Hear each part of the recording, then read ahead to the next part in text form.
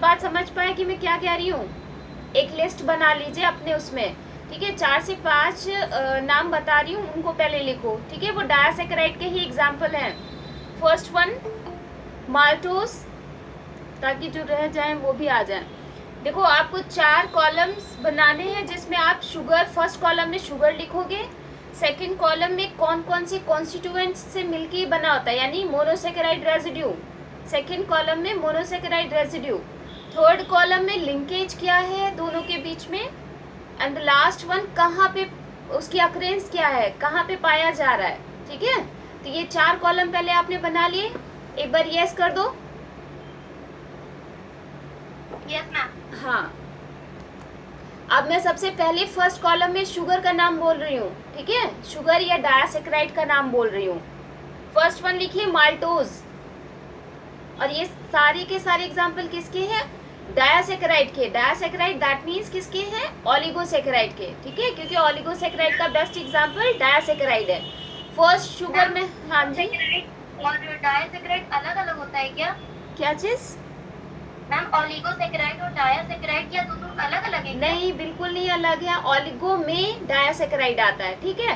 डायसैकेराइड का मतलब हुआ 2, ठीक है, यानी कि मोनोसेकेराइड रेजिड्यू कितने? केवल 2 ही हो रहे हैं, राइट। जबकि हम अगर बात करें ओलिगो में, तो ओलिगो में 2 से 20 की रेंज है ना, तो यानी अगर क्या 3 मोनोसेकेराइड रेजिड्यू मिलेंगे तो उन्हें नहीं कहेंगे ओलिगो। तो वो बस इतना अंतर है कि ओलिगो की ही एक कैटेगरी है डायसैकेराइड। बाकी अगर डायसैकेराइड मतलब ये समझ लो, father is oligosaccharide, disaccharide is an example, ठीक है, उसका बेटा डायसैकेराइड है। या इसी पर डिपेंड करता है कि मोनोसेकेराइड रेजिड्यू कितने हैं, उसी के अकॉर्डिंग उसकी नेमिंग करी गई है, ठीक है। इज इट क्लियर उरूस? हाँ, ओके। तो आगे बढ़े। फर्स्ट शुगर लिखिए माल्टोज, सेकंड में कॉन्स्टिट्यूएंट्स में लिखिए किस किस से मिल के बने होते हैं, कॉन्स्टिट्यूएंट्स या फिर मोनोसेकेराइड रेजिड्यू क्या है इसके, ठीक है। कभी कभी पूछ लिया जाता है कि जैसे मान लीजिए लैक्टोज का ही एग्जांपल लिया, तो उसमें पूछ लिया कि लैक्टोज के जो मोनोसेकेराइड रेजिड्यू हैं या यूनिट्स हैं वो कौन कौन सी हैं, है ना। तो इसलिए सबसे पहले लिख लीजिए ग्लूकोज। ग्लूकोज में भी alpha D glucose, maltose sugar के जो रेजिड्यू हैं, सेकेंड वाले कॉलम में लिखिए अल्फा डी ग्लूकोज,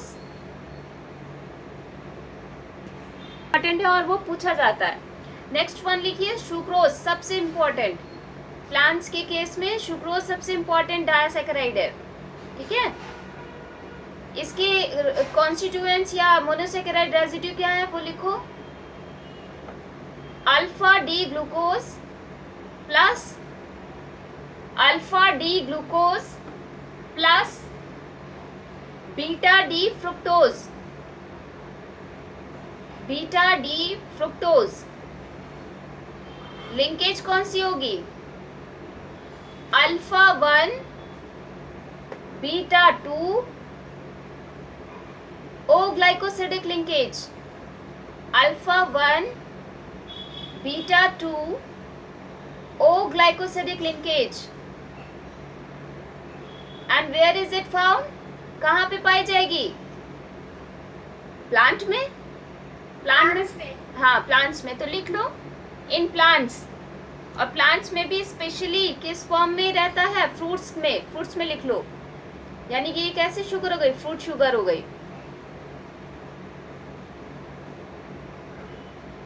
एक और इम्पॉर्टेंट वन लिख लीजिए सेलोबायोज, फोर्थ कॉलम में लिखिए, इसमें मैंने लिंकेज बता दी ना, हाँ प्लांट्स में पाया जा रहा है। लास्ट शुगर एक और इसका एग्जांपल लिख लीजिए डायसैकेराइड का, सेलोबायोज। इसकी कॉन्स्टिट्यूएंट्स लिखिए beta D glucose, beta D glucose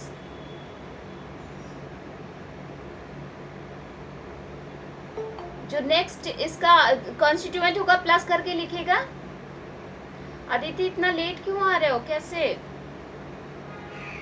ma'am नहाने चले गए थे।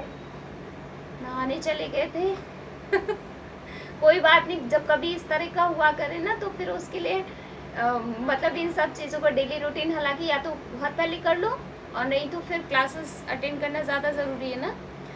नेक्स्ट वन लिखिए, वैसे अभी कुछ समझाया नहीं है, कोई नहीं, कंटिन्यू करो। प्लस में जो दूसरा रेजिड्यू है वो क्या होगा, ग्लूकोज ही होगा, ठीक है, अल्फा या बीटा ग्लूकोज। ऑनलाइन क्लासेस का कुछ तो बेनिफिट लोगे ना। इसमें लिंकेज लिखिए बीटा 1,4 लिंकेज, बीटा 1,4 लिंकेज। और कहाँ मिलता है ये, प्लांट सेल वॉल में, ठीक है, प्लांट सेल वॉल में। ये आपका पूरा चार्ट रेडी हो गया है, इसको अच्छे से चाहे रट लेना, रटने से बेहतर है समझ लेना, ठीक है। समझने के लिए सब लोग ब्लैक बोर्ड, अब थोड़ी देर के लिए पेन कॉपी रख दो और जो मैं कह रही हूँ उसे सुनो, और बाकी व्हाइट बोर्ड देखो, ठीक है। देखिए मैंने ये डायासेकेराइड एग्जाम्पल है ओलिगोसेकेराइड का, ये बात मैंने कही, ठीक है। उसमें डिफरेंट शुगर हो सकती है। डायासेकेराइड नाम से आपको ये तो समझ में आ रहा है कि इसमें दो मोनोसेकेराइड रेजिड्यू होंगे, इसीलिए क्या कहा जा रहा है, डायासेकेराइड। सब लोग अपनी तरफ से अनम्यूट ही रखो, ठीक है, डिस्टर्ब हो जाता है। फर्स्ट वन मान लीजिए, बता दीजिए क्या चीज मैम, सेल्यूबाइयोस का सेकंड रेसिड्यू बता दीजिए। ग्लूकोज ही है दोनों, ठीक है, ग्लूकोज अल्फा डी, हाँ एक बीटा डी ग्लूकोज होता है, दूसरा वाला बीटा डी या अल्फा कुछ भी हो सकता है, ठीक है, यूजुअली बीटा डी ग्लूकोज है। तो जो लिंकेज बनती है वो बीटा 1,4 की है।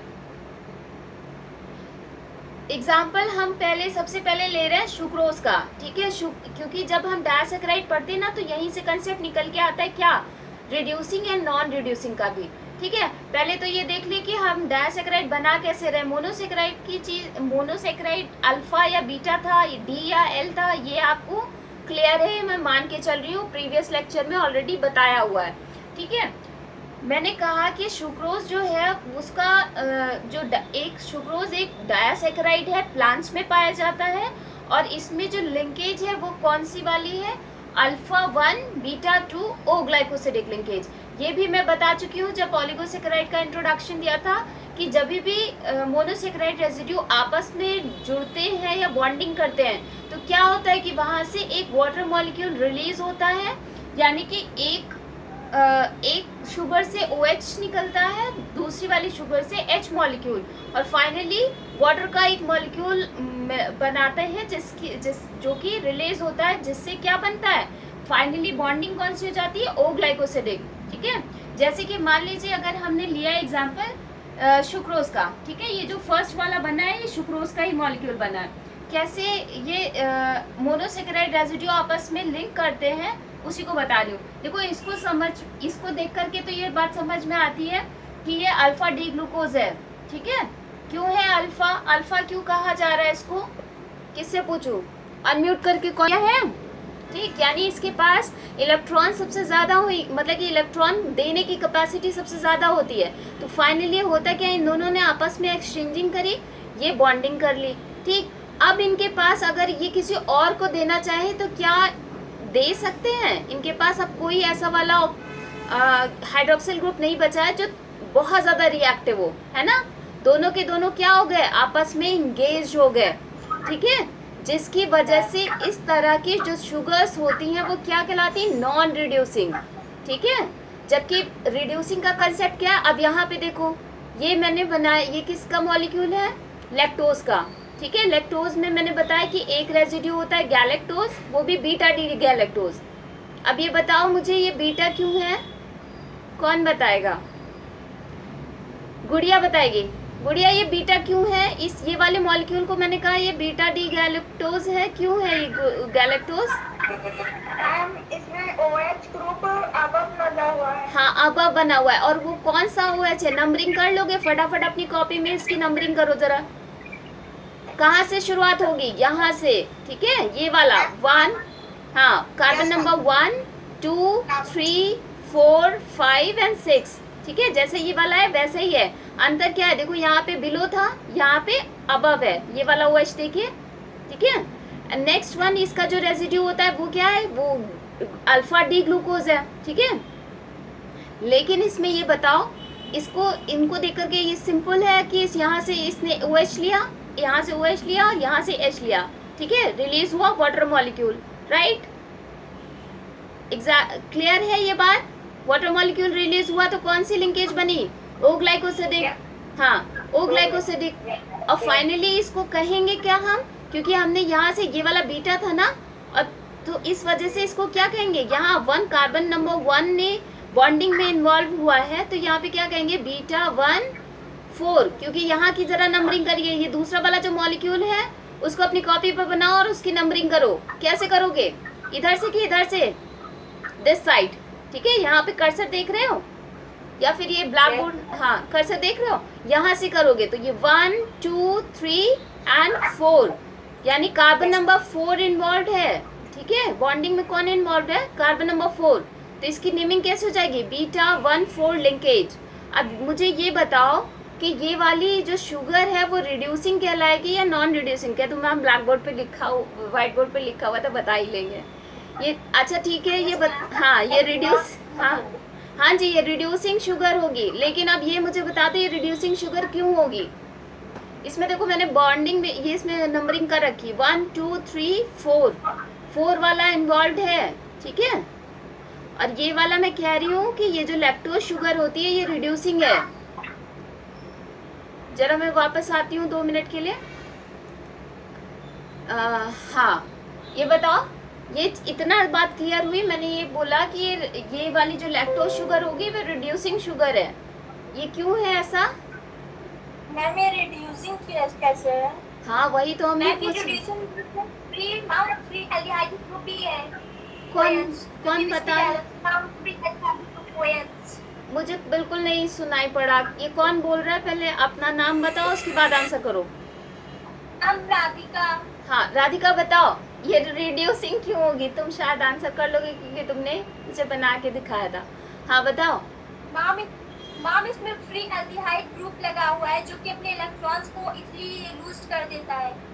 फ्री एल्डिहाइड हाइड्रोक्सिल ग्रुप, ठीक है।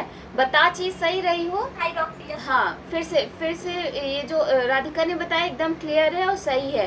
देखो मैंने एक चीज तो ये भी बताया था कि जितनी लगभग शुगर्स होती हैं मोस्ट ऑफ दी मोनोसेकेराइड हो या डायासेकेराइड हो रिड्यूसिंग शुगर होती है। क्यों?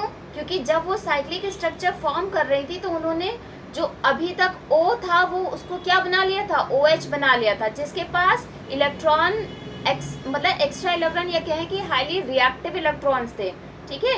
ये बात तो क्लियर थी सभी के पास। अब देखो इसमें क्या था कि दोनों ही वो ही वाले जो बहरूपे वाले मतलब OH थे वो ही इन्वॉल्व हो रहे हैं, ठीक है।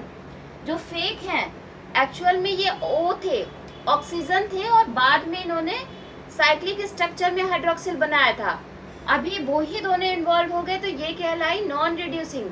लेकिन इसके केस में यहाँ वाला तो इन्वॉल्व हो गया, यानी गैलेक्टोज का तो एनोमेरिक कार्बन वाला या जो फेक हाइड्रोक्सिल ग्रुप था वो तो इन्वॉल्व है, बट जो दूसरा रेजिड्यू है उसमें देखिए कौन सा इन्वॉल्व हो रहा है, फोर्थ वाला। और जबकि फोर्थ वाला तो ओरिजिनल था ना, हाइड्रोक्सिल ग्रुप ओरिजिनल है, हाँ। और जबकि जो फेक वाला था वो अभी भी जिंदा है, बाकायदा कहीं लिंकेज में कहीं इन्वॉल्व नहीं है, ठीक है। तो इस वजह से अभी भी इसके पास ये कैपेसिटी है कि ये जल्दी से किसी को अपना ये हाइड्रोक्सिल ग्रुप जल्दी से दे देगा, ठीक है। हाईली रिएक्टिव है और क्या हो जाएगा, खुद रिड्यूस हो जाएगा। तो इस वजह से ये कहलाती है रिड्यूसिंग शुगर।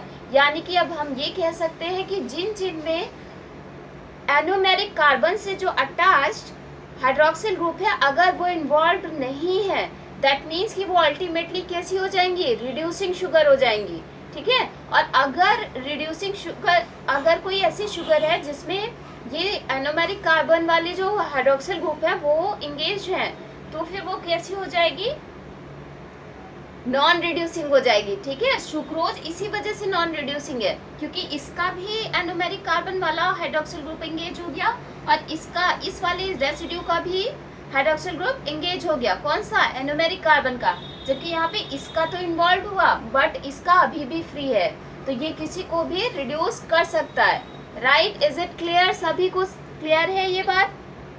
अब yes, हाँ, अब रिड्यूसिंग एंड नॉन रिड्यूसिंग में डिफरेंस कर लोगे? हाँ ये बहुत पूछा जाता है, इवन एग्जाम्पल्स भी पूछे जाते हैं और उसमें वाइवा में भी बहुत पूछा जाता है, ठीक है। इसीलिए आपने केमिस्ट्री में फिलिंग सॉल्यूशन, बेनेडिक्ट सॉल्यूशन इस तरह से पढ़ा होगा, है ना। तो वो क्या करते हैं कि जब भी हम उसमें ग्लूकोज का मिक्सचर मिलाते थे तो वो पर्टिकुलर, अगर मान लीजिए फेरिक आयरन का रहा होगा या कॉपर का रहा होगा, जिसका भी, तो वो क्या करता था कि इलेक्ट्रॉन अपना दे देता था, और जब उसकी कॉपर तो जो क्यूप्रस था तो वो क्यूप्रिक में कन्वर्ट हो जाता है। तो एक्चुअल में ग्लूकोज वहाँ पे काम क्या कर रहा है, एज अ रिड्यूसिंग एजेंट। ठीक है, इज इट क्लियर? सभी को क्लियर है ये बात? Yes ma'am. हाँ, आगे बढ़े। Yes ma'am. कोई कोई ऐसा तो नहीं है जो जिसको ये चीज़ ना समझ में आई हो। लास्ट लेक्चर में किसी ने पूछा था कि मैम फिर ये बताइए कि जब इस तरह से OH फ्री है तो क्या हम ये कह सकते हैं कि शायद स्टार्च के लिए किसी ने पूछा था, वैशाली ने पूछा था कि किसी ने पूछा था कि मैम स्टार्च, हाँ स्टार्च कैसा होगा। तो अब आप अपनी बुद्धि से बताइए कि स्टार्च कैसा होना चाहिए, रिड्यूसिंग होना चाहिए कि नॉन रिड्यूसिंग होना चाहिए। क्या तो मैम अभी तो स्टार्च का स्ट्रक्चर ही नहीं पढ़े, जाने दो। अच्छा चलिए ये पॉलीसेकेराइड में क्लियर कर लेंगे, ठीक है। तो ऑलिगोसेकेराइड फाइनली मैं बंद कर रही हूँ, ये मान के चल रही हूँ रिड्यूसिंग एंड नॉन रिड्यूसिंग वाला आपको एकदम क्लियर है, ठीक है। आगे बढ़े। एक चीज़ और, सेलोबायोस का जो एग्जाम्पल मैंने दिया था वो इसलिए इम्पोर्टेंट